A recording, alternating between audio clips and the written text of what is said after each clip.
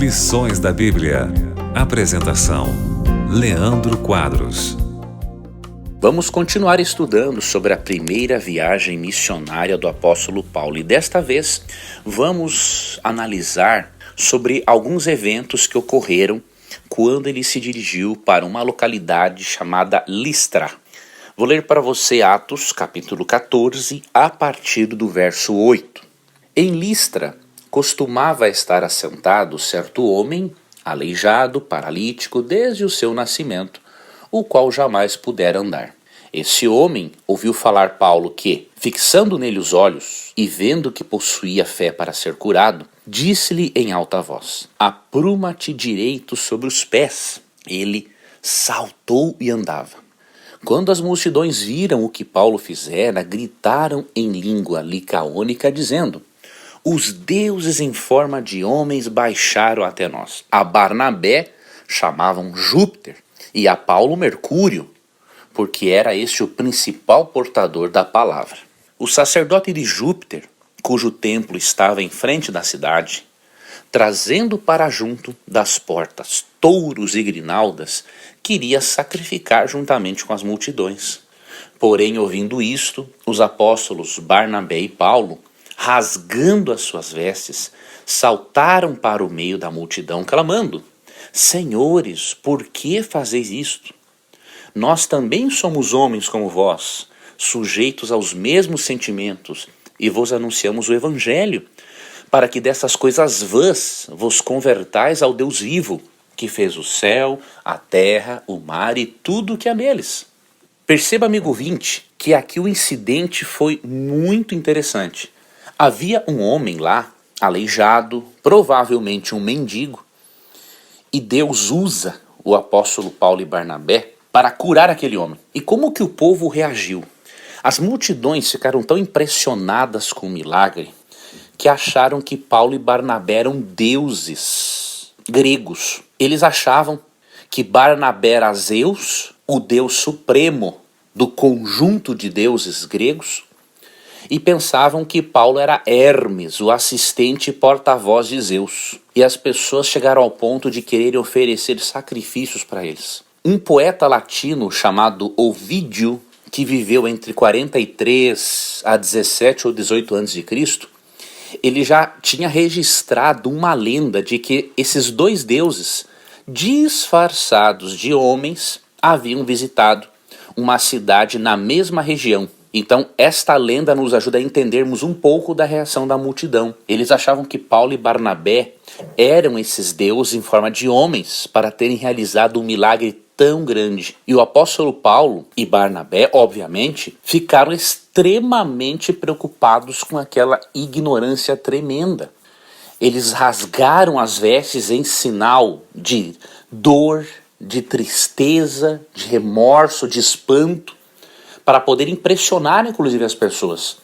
E aí eles aproveitam e dizem o seguinte: nós somos homens como vocês, nós vamos anunciar para vocês, estamos anunciando o evangelho para que vocês abandonem esta prática vã da idolatria e se convertam ao verdadeiro Deus, a fim de que vocês sejam salvos. E nós percebemos, amigo ouvinte, ao longo do relato, quando você continua lendo os versos seguintes de Atos 14, que apesar deste grande milagre e apesar desta sinceridade com a qual Paulo e Barnabé pregavam essas pessoas, sobrevieram até eles judeus de Antioquia e Icônio, instigaram as pessoas a apedrejarem Paulo, e Paulo acabou sendo arrastado para fora da cidade, dado como morto.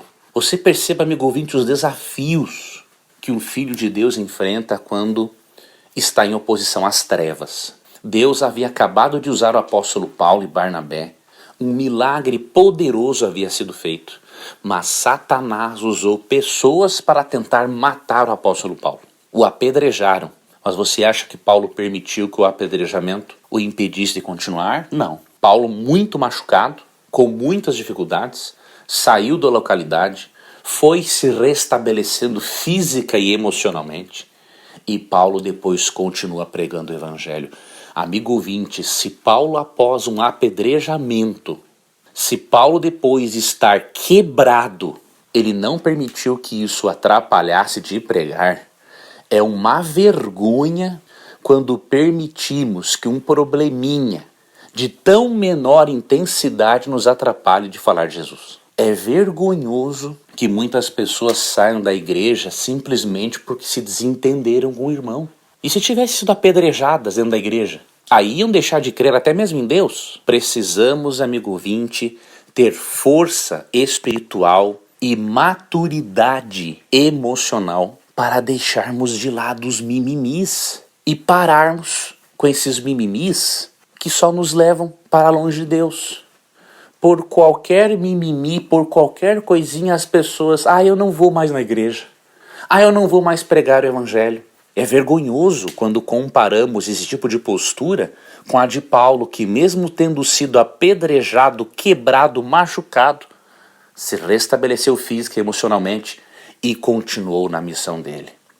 Muitas pessoas que permitem que as picuinhas e os mimimis as afastem da igreja e as impeçam de pregar o evangelho estão se colocando no caminho da perdição. Por quê?